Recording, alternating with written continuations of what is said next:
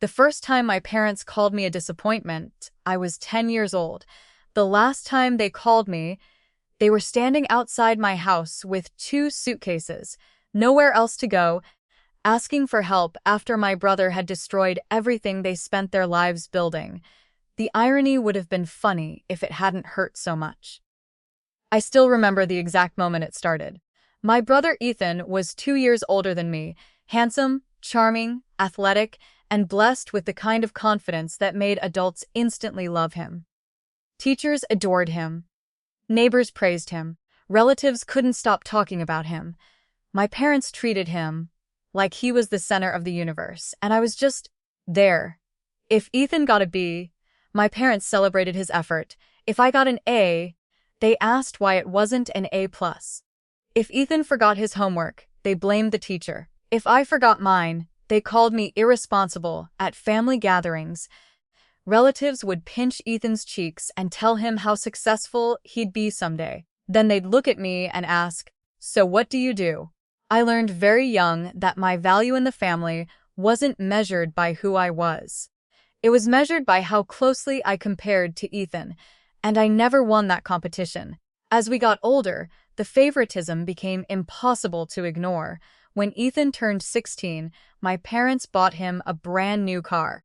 When I turned 16, they told me to get a job if I wanted transportation.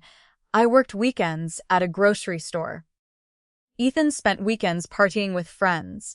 My parents called him social. They called me selfish for not helping more around the house. By the time I graduated high school, I understood something painful.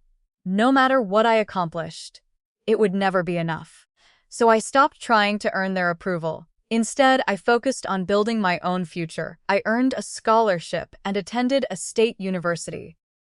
My parents barely attended my graduation ceremony. They were too busy helping Ethan prepare for another business idea. At least that's what he called it. His ideas changed every few months. A clothing brand, a cryptocurrency project, an online coaching company, a luxury watch reseller. Every new idea was supposedly worth millions. Every new idea required money. And somehow my parents always provided it.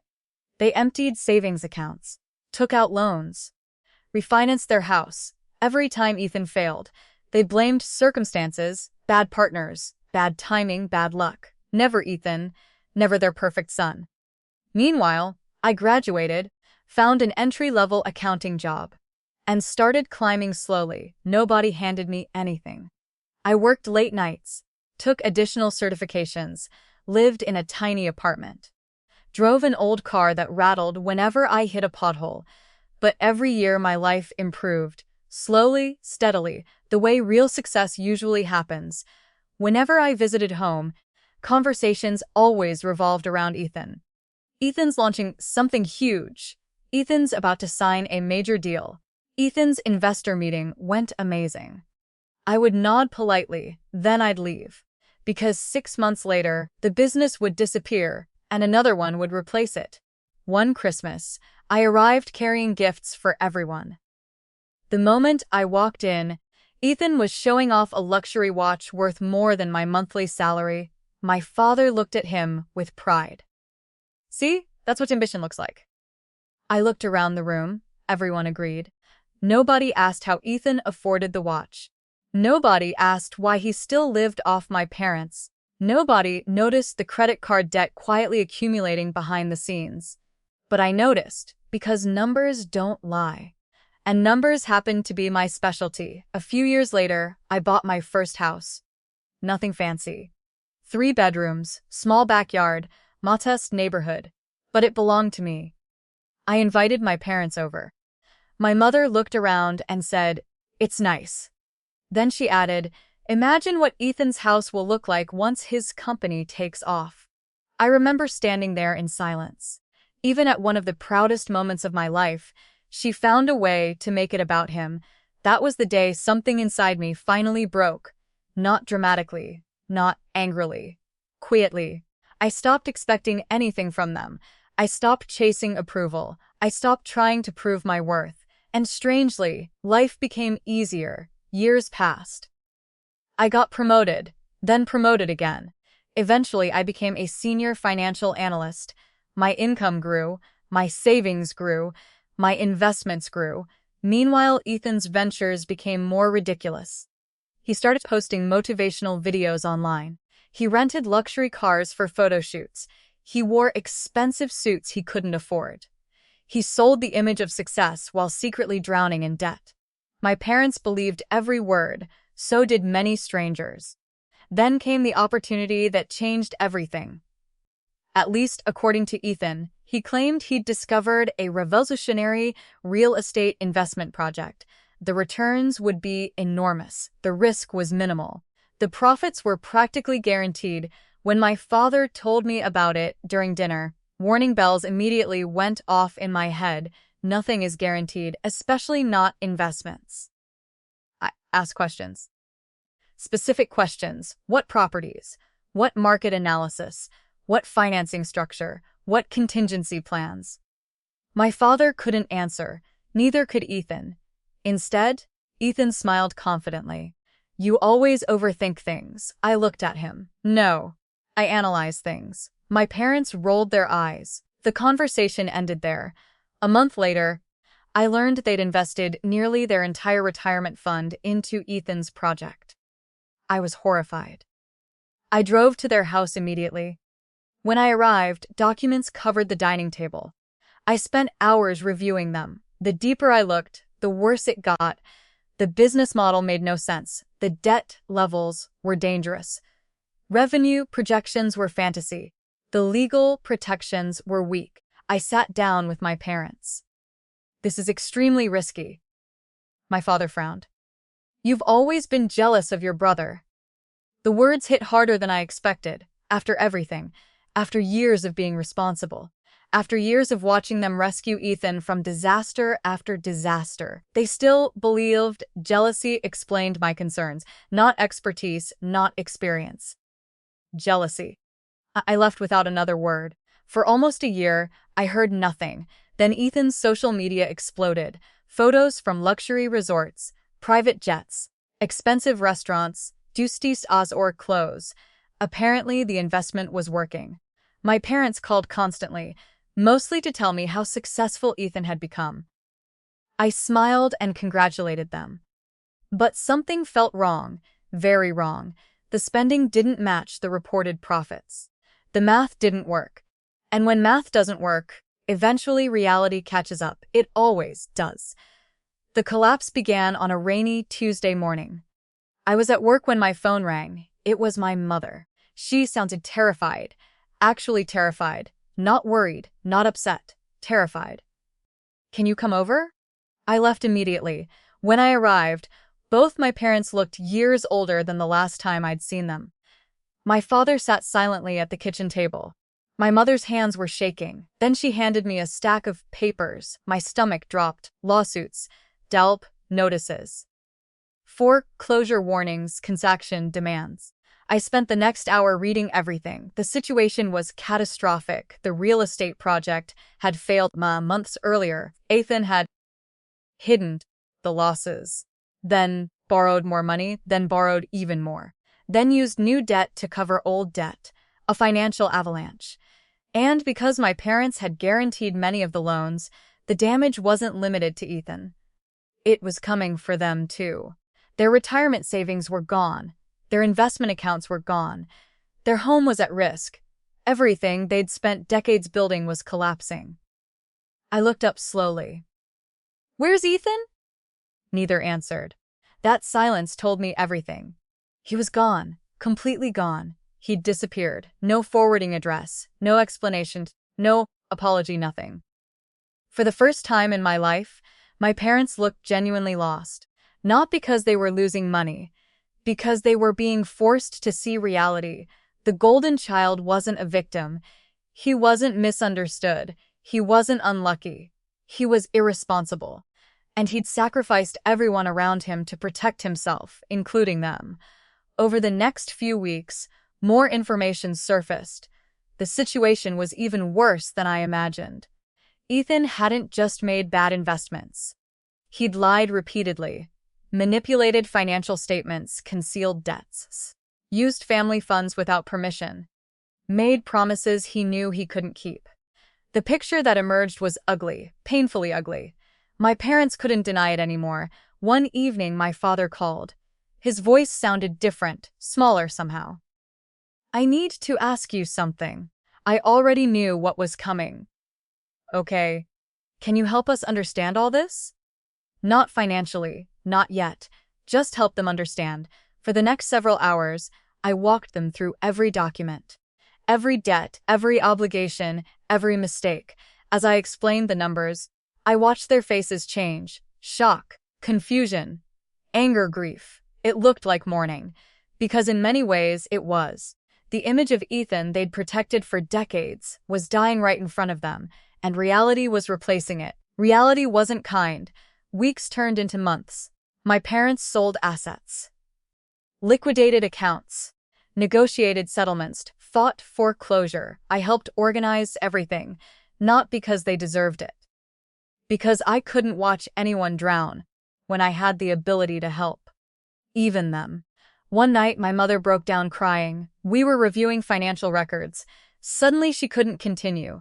Tears streamed down her face. "I'm sorry." I froze. She repeated it, again and again. For years, she'd never apologized for anything. Now the words poured out uncontrollably. "We treated you unfairly." I couldn't speak. She kept talking.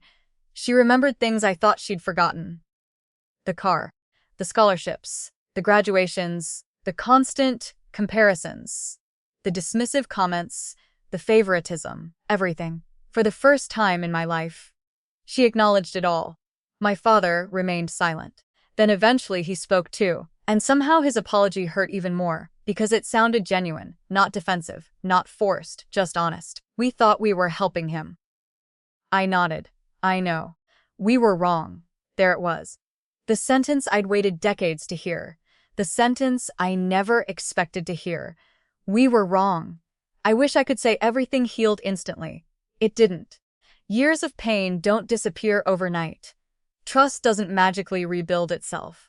But something changed. The pretending stopped. The excuses stopped. The denial stopped. For the first time, we were dealing with reality instead of fantasy. And reality, while painful, was at least honest. Eventually, my parents lost their house. Watching movers carry boxes from the place where I grew up felt surreal. Memories packed into cardboard containers, a lifetime reduced to inventory lists. They moved into a small apartment. The adjustment was difficult, very difficult. But strangely, they seemed calmer. The pressure of maintaining appearances was gone. The constant obsession with Ethan's success was gone. The illusion was gone. Months later, I received a call from an unknown number. I answered. The voice on the other end was Ethan's. I hadn't heard from him in nearly 2 years. He sounded nervous. That alone shocked me. Ethan was never nervous. Until now. He wanted money. Of course he did. Apparently he'd started another business. Apparently this one was different. Apparently he just needed temporary support. I listened quietly. Then I laughed. Not cruelly. Not angrily. Just genuinely. Because the absurdity was overwhelming. After everything. After destroying our parents financially. After disappearing, after refusing accountability, he still believed someone would rescue him. He still believed consequences were optional. He still believed he was special. When I finally stopped laughing, there was silence. Then I said something I'd spent my entire life wanting to say. No. Just one word. No explanation. No argument. No negotiation. No, the call ended shortly afterward. I never heard from him again. Another year passed, then another. My parents slowly rebuilt what they could. Not financially. Emotionally, our relationship improved in ways I never thought possible. We started having honest conversations, real conversations. They asked about my life, my career, my goals, my interests, not as an afterthought, as genuine parents. Sometimes I wondered how different things could have been. What if they'd treated us equally? What if they'd held Ethan accountable earlier? What if they'd recognized the warning signs?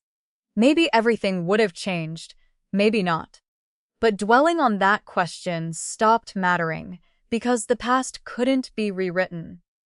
Only understood. One evening, my father and I sat on my back porch watching the sunset. The sky glowed orange and gold. Neither of us spoke for a while. Then he looked at me. You know what's funny? What? The child we worried about the least ended up saving us. I stared toward the horizon. Part of me wanted to point out the irony, the years of neglect, the years of comparisons, the years of being second place. But another part of me realized something important. He already knew. He carried that knowledge every day. He didn't need punishment. Reality had already punished him enough. So instead, I smiled. We're all still here, he nodded. And for a moment, neither of us said anything else. The silence felt peaceful, not awkward, not painful. Peaceful. The kind of peace that only arrives after years of chaos. People often assume karma is dramatic. They imagine instant justice, immediate consequences, perfect revenge. But that's not usually how it works. Sometimes karma is simply reality catching up. One decision at a time, one consequence at a time, one truth at a time. My parents spent decades believing Ethan could do no wrong. Eventually, reality showed them otherwise. They spent years overlooking the child who quietly worked, sacrificed, and built a stable life. Eventually, reality showed them that too. And in the end, the golden child didn't destroy me. He destroyed the illusion that had protected him his entire life. That illusion cost my parents their savings, their home, their retirement, their pride. But it also forced them to confront the truth. And sometimes the truth, painful as it is, becomes the beginning of something better. The day my parents showed up at my door with those 2 suitcases, they thought they had lost everything. In a financial sense, maybe they had. But years later, sitting together at family dinners, filled with honesty instead of favoritism, I realized something unexpected. For the first time, we were actually a family. Not because we were perfect, not because we were wealthy, not because the damage disappeared, but because the lies finally did. And sometimes, that's worth more than everything money can buy. Because money can rebuild a house, but it can't rebuild trust. Money can replace furniture, cars, and possessions, but it can't give back the years spent loving one child more than another. My parents learned that lesson the hardest way possible. The retirement accounts they once obsessed over eventually became just numbers on old statements. The house they fought so desperately to keep belonged to another family now. The investments, the savings, the dreams of a comfortable future. All of it was gone. Yet somehow, the thing they thought they had lost the most wasn't money. It was time. Time they could never get back. Time they spent defending Ethan when he should have been held accountable. Time they spent overlooking me when I was standing right in front of them. Time wasted chasing the illusion of a perfect son.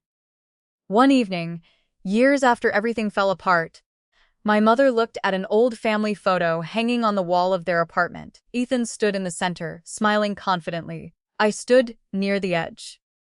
Almost like an afterthought.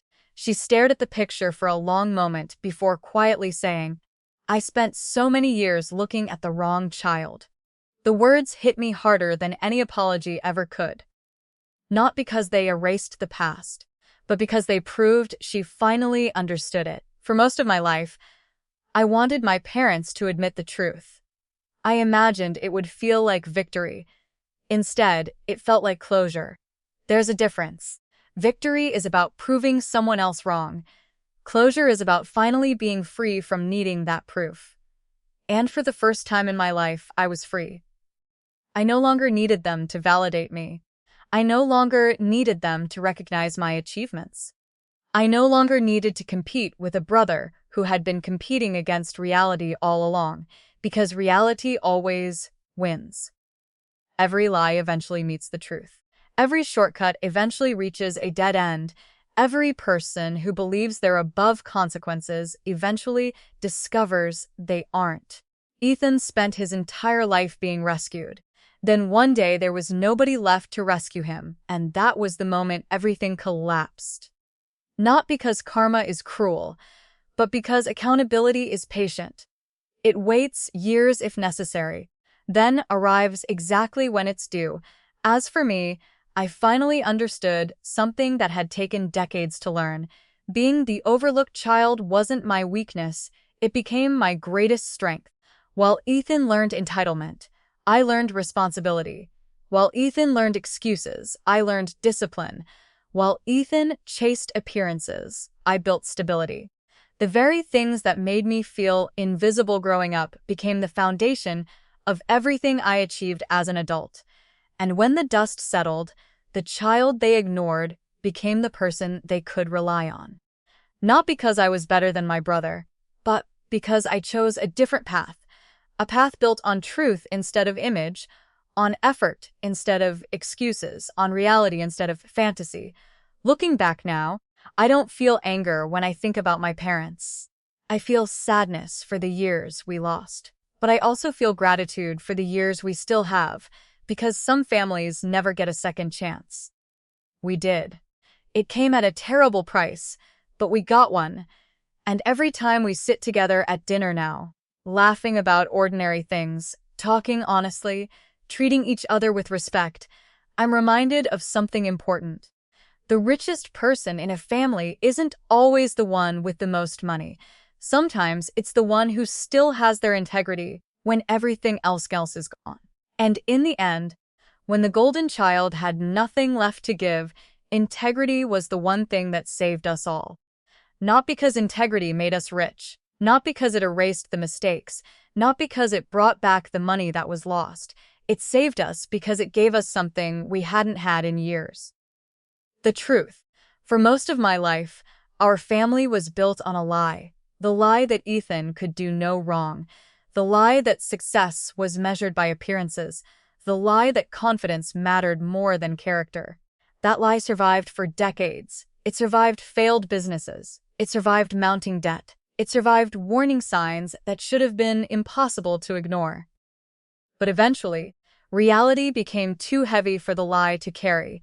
And when it finally collapsed, it buried everything beneath it. The money, the house, the reputation, the dream. Everything except the truth. And the truth was simple. The child they praised had abandoned them.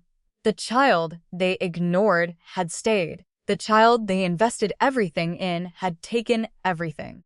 The child they overlooked was the one helping them rebuild. Not because I wanted revenge, because revenge would have been easy. Walking away would have been easy. Looking them in the eye and saying, "Wah, wah, now you know how I felt," would have been easy. But carrying bitterness for the rest of my life would have made me no different than the pain that shaped me. So I chose something harder. I chose to let the past teach me instead of control me. Years later, when I look back on everything, I don't remember the money. I don't remember the lawsuits. I don't even remember most of the arguments. What I remember is the moment my father looked at me with tears in his eyes and finally said, "I should have been proud of you all along." Because that was the moment I realized something. I had spent years trying to earn a love that was supposed to be given freely, and once I stopped chasing it, it finally found me. Maybe that's the strangest part of the entire story. The golden child lost everything he spent his life trying to protect, and the forgotten child gained the one thing he never stopped wanting. Not approval, not validation, not victory. A family that finally saw him for who he really was. And as the years passed, I learned that some endings don't feel like winning. They feel like healing. Because the greatest karma wasn't watching my brother fail. It was watching the truth finally succeed. Because the truth had been losing for a very long time. It lost every time my achievements were ignored. It lost every time my brother's failures were disguised as potential. It lost every time excuses were mistaken for ambition. It lost every time reality knocked on our door and my parents refused to answer, but the truth never disappeared. It simply waited, petantly, quietly, for the day nobody could avoid it anymore, and when that day arrived, it didn't come with celebration. It came with empty bank accounts, foreclosure notices, broken trust, and a silence so heavy that nobody knew what to say. The truth rarely arrives as a hero. Most of the time, it arrives as a reckoning. But after the reckoning comes something else. Clarity. For the first time, my parents saw me without comparing me to Ethan. For the first time, they measured my character instead of my popularity. For the first time, they understood that reliability matters more than promises, that consistency matters more than charisma, that integrity matters more than image. And maybe that's the lesson this story was always leading toward. Not that the golden child failed, not that karma won, not even that justice was served. The real lesson is that reality doesn't care who your favorite is. Reality doesn't care who gets the most praise. Reality doesn't care who receives the loudest applause. Reality only cares about what is true, and eventually, every family, every relationship, and every person must face that truth. Some face it early. Others face it when it's too late. My parents faced it after losing almost everything, but at least they faced it. And because they finally did, they gained something far more valuable than money. They gained honesty. They gained humility. And somehow, after all those years, they gained a real relationship with the son who had been standing beside them all along. So, when people ask me if I hate my brother, I tell them no. Hatred would mean carrying him with me forever. I've already carried enough. What I feel is something closer to acceptance. He made his choices. My parents made theirs. And I made mine. Those choices created the ending we all had to live with. Some endings are tragic, some are satisfying. Ours was both, because while one son lost himself chasing an illusion, the other found himself by refusing to live one. And when I lock my front door each night, sit in the home I earned, and look at the life I built one honest step at a time, I understand something my younger self never could. The greatest success isn't proving your worth to people who doubt you. It's building a life so strong that their doubt no longer matters. And that's how the story really ends. Not with revenge, not with victory, not with a fallen golden child, but with peace. The kind of peace that comes when the truth no longer needs defending because everyone can finally see it. Not through arguments, not through explanations, not through years of trying to prove yourself, but through the undeniable evidence of what people choose to do when nobody is watching. For years, I thought my story was about being overlooked. I thought it was about favoritism. I thought it was about watching my brother receive everything, while I received almost nothing. But I eventually realized those were only chapters. The real story was about character, because character reveals itself over time. Not in a single moment, not in a speech, not in a promise, in choices. Thousands of small choices made over years. The choice to work when nobody applauds. The choice to stay honest when lying would be easier. The choice to keep going when giving up feels justified. The choice to help people even when they once hurt you. Those choices built my future long before anyone noticed, and my brother's choices built his. That's why I no longer wonder whether life is fair. Fairness is unpredictable, but consequences are not. Every decision plants a seed. Some grow into opportunities, others grow into regrets. And, eventually, everyone harvests what they've planted. My parents harvested the consequences of years of denial. My brother harvested the consequences of years of entitlement. And I harvested the consequences of years of discipline. Not because I was smarter, not because I was luckier, because every day I chose reality over illusion, one step at a time, one sacrifice at a time, one decision at a time. Looking back now, I understand something that took me decades to learn. The people who underestimate you are not writing your future. They're only revealing their own limitations. The people who overlook your value do not reduce it. They simply fail to recognize it. And eventually, life has a way of making the truth impossible to ignore. Years after everything happened, I stood in my backyard watching my father play with my son. The same man who once spent years comparing me to my brother was now teaching my child how to throw a baseball. I watched him laugh. I watched him smile. And I saw something I'd never seen before. Regret. Not the kind that destroys a person, the kind that changes them, the kind that makes them appreciate what remains instead of mourning what was lost. In that moment, I realized none of us were the same people anymore. The collapse had changed everyone. Some people were broken by it, others were humbled by it, and a few of us are strengthened by it. That is the strange thing about hardship. It doesn't create character, it reveals it. And when everything was stripped away, money, status, appearances, excuses, what remained was the only thing that truly mattered. Who we really were. My brother spent his life building an image.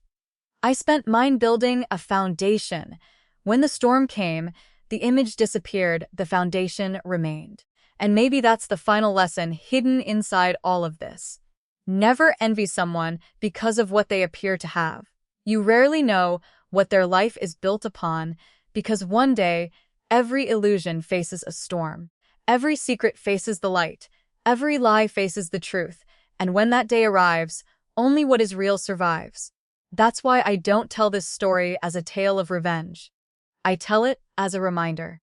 A reminder that recognition may come late, justice may come slowly, and truth may spend years standing alone.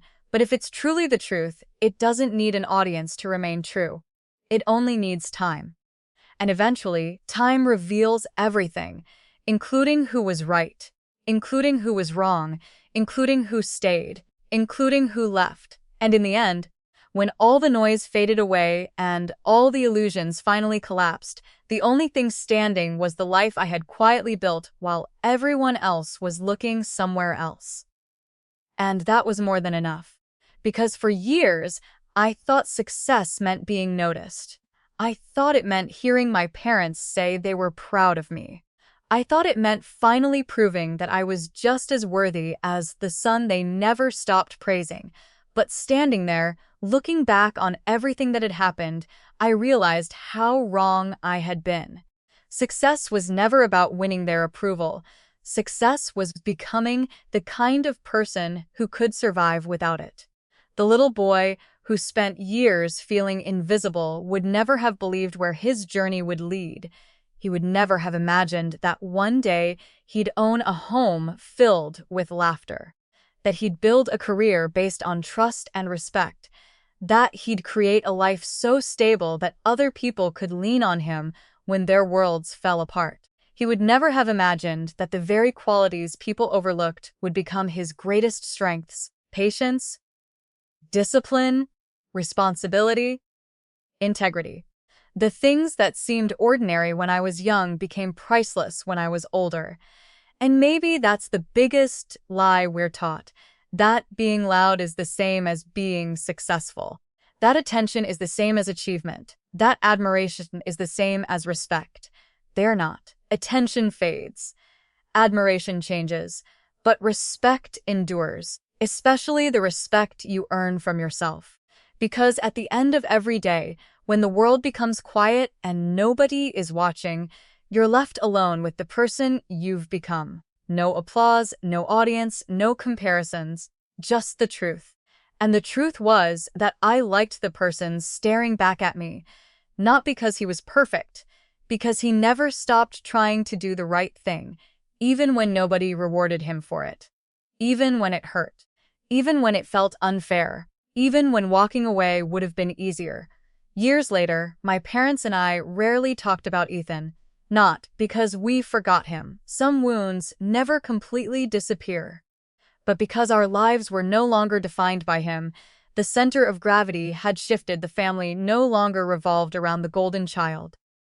It revolved around honesty. And honesty turned out to be a much stronger foundation than favoritism ever was. Sometimes, late at night, I still think about the path not taken, The version of my life where I became bitter. The version where resentment consumed me. The version where I spent decades trying to settle old scores. And every time I imagine that future, I feel grateful I didn't choose it. Because bitterness would have made me a prisoner of my past. Forgiveness didn't excuse what happened.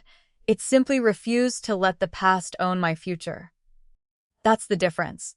One keeps you trapped. The other sets you free. And freedom is a strange thing. Most people think it comes from having money, or status, or power. But real freedom comes from no longer needing anything from the people who once withheld it from you. The day I stopped needing my parents' approval was the day I truly became my own person. Everything after that was simply growth. So, if there's one thing I've learned through all of this, it's that life has a way of balancing the scales. Not always quickly, not always fairly, but eventually. The people who build their lives on appearances spend their days protecting an illusion. The people who build their lives on character spend their days building something real. And when difficult times arrive, and they always do, the difference becomes impossible to ignore, the illusion cracks, the character remains, the image fades, the substance survives. And that's why, after everything that happened, I don't see myself as the forgotten child anymore. I see myself as the child who learned the lesson everyone else missed. That your value isn't determined by who believes in you. It's determined by who you become when nobody does. And maybe that's where this story truly ends, not with a family losing its fortune, not with a golden child losing his pedestal, not with karma delivering some dramatic final punishment, but with a quiet realization, a realization that the life I spent years building in the shadows had become stronger than everything built in the spotlight. And when I finally understood that, I stopped looking backward because there was nothing left behind me worth chasing. The approval I wanted no longer mattered. The comparisons no longer mattered. The favoritism no longer mattered. What mattered was the life in front of me, the people who loved me, the peace I had earned, and the certainty that no one could ever take those things away. For the first time in my life, I wasn't living to prove anyone wrong. I was simply living, and that turned out to be the greatest victory of all. Because victories built on someone else's failure never last. They feel satisfying for a moment, then the feeling fades. But a victory built on growth, resilience, and self-respect becomes part of who you are. Nobody can take it away. Not a jealous sibling, not unfair parents, not bad luck, not even time itself. For years, I believed my story was about what had been taken from me. The opportunities, the attention, the recognition, the love that always seemed to come with conditions. But when I finally looked back with clear eyes, I realized something surprising. The most important things had never been taken from me at all. My work ethic wasn't taken. My integrity wasn't taken. My determination wasn't taken. My ability to build a meaningful life wasn't taken. Those things remained. And because they remained, I was able to create something stronger than anything favoritism could have given me. A life that belonged entirely to me. Not borrowed, not gifted, not inherited, earned. There is a special kind of confidence that comes from knowing exactly how you got where you are. No shortcuts, no excuses, no one carrying you. Just years of effort that nobody saw. Years of sacrifices nobody applauded. Years of decisions nobody celebrated. Until one day, the results became impossible to ignore. And maybe that's why I no longer feel anger when I think about my past. Anger requires an open wound. What remains now is a scar. The scar tells a story. It reminds me where I've been, but it no longer controls where I'm going. Sometimes people spend so much time chasing justice that they forget to build happiness. I almost became one of those people. I almost allowed resentment to become my identity. I almost let old pain define my future. But life gave me a choice. I could spend my years looking backward at what was unfair, or I could spend them moving forward toward what was possible. Thankfully, I chose forward, and every good thing that followed came from that decision. The family I built, the career I built, the peace I built, the confidence I built. None of it came from being chosen. It came from choosing myself when nobody else did. That is the lesson I wish I could tell the younger version of me. The boy sitting alone after another comparison. The teenager wondering why he was never enough.